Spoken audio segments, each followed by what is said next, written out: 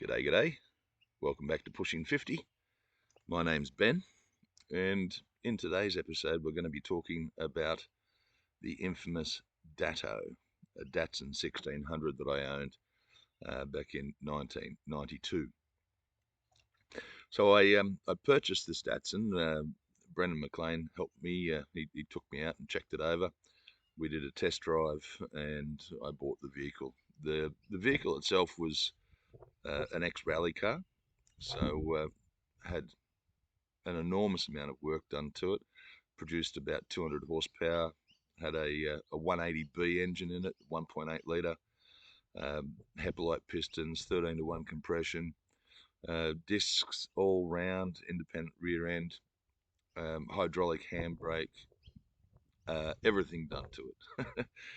So only a couple of weeks after I bought the vehicle, Brendan and myself were driving around. We took a friend into Sydney City, dropped them off at a nightclub on a Saturday night, Saturday the 18th of July, 1992.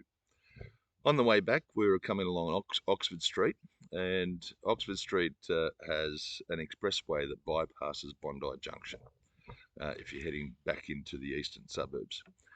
And just before we got to Sid Enfield Drive, the expressway, or Bondi Junction Expressway, decided we'll give it a bit of a run.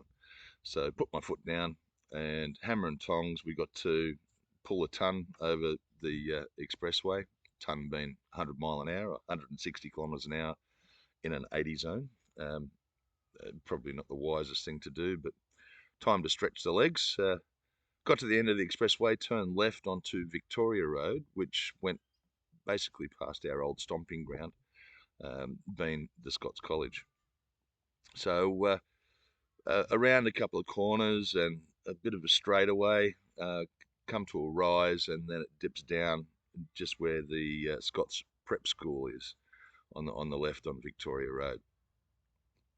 As we got to the top of that hill, I looked in the rear vision mirror and I noticed that the streets way back in the distance after a few S-bends lit up with red and blue. I turned to Brendan and I said, Brendan, I think the police are chasing us. He says, what are you going to do? I said, well, I'm going to stop. He turns to me and he says, are you sure that's wise?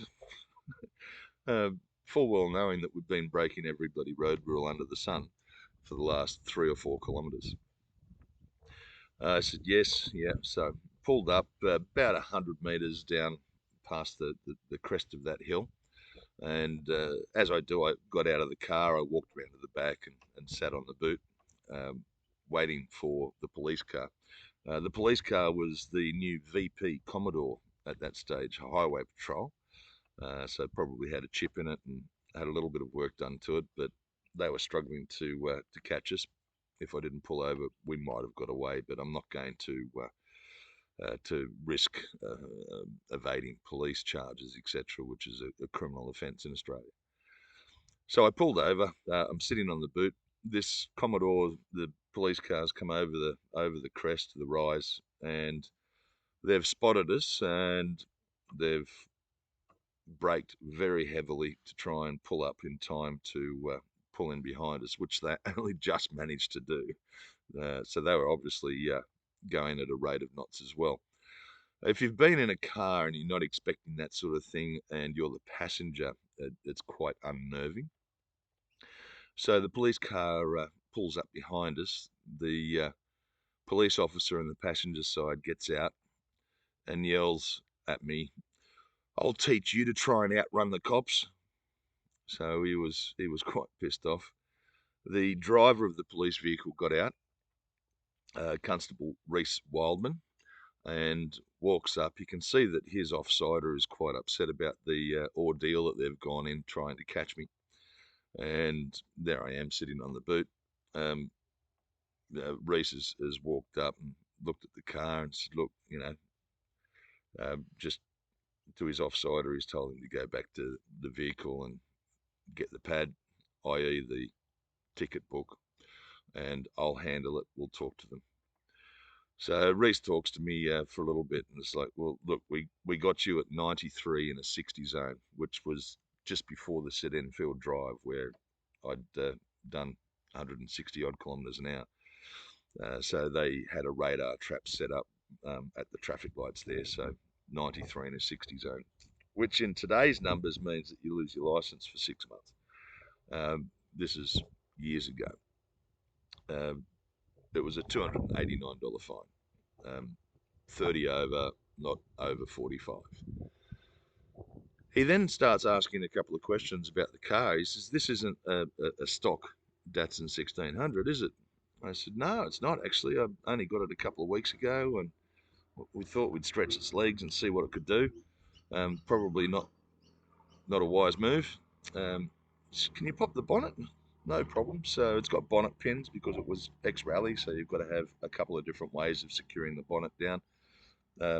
Pulled that, opened it up to reveal a 1.8 litre twin 45mm Weber side draft. He was quite impressed. After talking with him, it turns out that Reese Wildman was a member of the Datsun Club. So he was taking a great interest in the car, mind you, at great disgust from his partner, who's busy writing out a fine after I'd given them my license. So I accepted the fine. Reese said, "Look, we could book you for evading police, driving dangerous, etc., etc." He said, "I'm not going to do that, but you do have to cop the fine for 93 and 60 zone." What happens, especially with a younger officer beside him, if you don't do the bare minimum or at least do something, then they can dob you in and you get in trouble. So I didn't want him to get in trouble. Turns out that Reese was one of two motorcycle coppers in the eastern suburbs as well, which will become important a little bit later on. So accepted the fine, drive carefully, etc., etc., and lo and behold, they went on their way, and we drove, and I dropped Brendan back at his place, and I went home. So that's the infamous Dato incident that Brendan McLean experienced with me, and he was amazed that we got out of a fine like that after saying, "What are you going to do?" So "I'm going to stop. Are you sure that's wise?" I thought that was really funny. Only a couple of weeks after this, I was driving along York Road, which splits Queen's Park and Centennial Park, um, southbound, and just at the corner of Queen's Park there's traffic lights. I'm in the left-hand lane. I'm going to be turning left and going back up towards Bondi. Um, there's about 6 or 7 cars in the right-hand lane. There's a car at the traffic lights and a motorcycle policeman just behind that car with no other cars behind it. And I've gone, "Oh, it's Reese." So I've raced up behind the motorcycle policeman and chucked out the anchors, skidded a little bit of smoke off the tyres, just coming to a halt. It wasn't that dangerous, really. I get this helmet turn around and look at me, the old cock over and pull the kickstand down, and the policeman gets off the bike. He walks up, and I'm wound down the window, and the helmet comes down. It's still down, and they've got this face helmet where you can actually uh, bend it up and expose the face. So he's come to the window. There's cars thinking what a fool I am, which pretty much I was. He bends down and folds his face helmet up. And my first words were, "You're not Reese Wildman." And he goes, "No, I'm not. I'm the other motorcycle copper. There's only two of us." And I said, "Well, I'm sorry. I thought you were Reese. Um, he's in the Datsun Club." And he's like, "Well, you shouldn't be driving the way he did. And just so you know, Reese is a very good friend of mine. Uh, I'm going to have to sit here and look like I'm giving you the third degree. We'll wait for the traffic to go and you can be on your way. Just don't do that sort of stuff again. It scares me." So that was the other motorcycle copper that managed to talk my way out of that one as well. So that's the Datsun, the Dato. Uh, Funnily enough, a friend of mine, Christian, um, was in a high-powered vehicle with me only recently, well, about 10 years ago, after I bought a Holden HSV R8 Maloo, had it supercharged, etc. And we experienced a bit of an issue with a tailgater coming in near Hexham.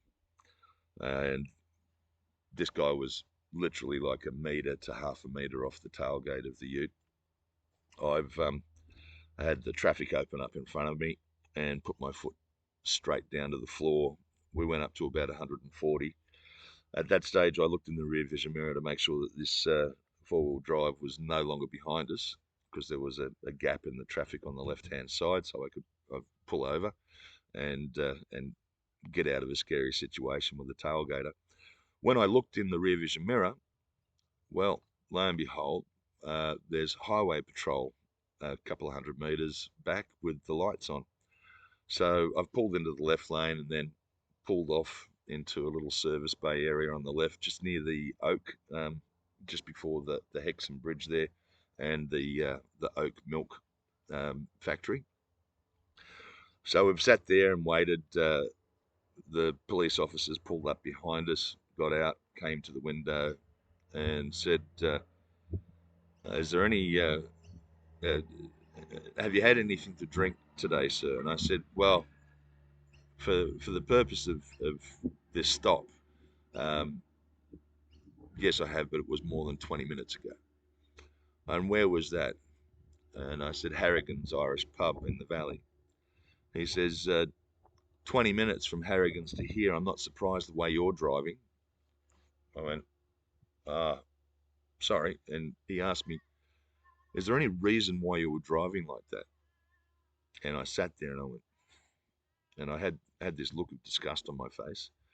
And he says, "Just tell me." And I turned to the officer and I said, "Look, quite honestly, there was a four-wheel drive tailgating me and I was quite scared.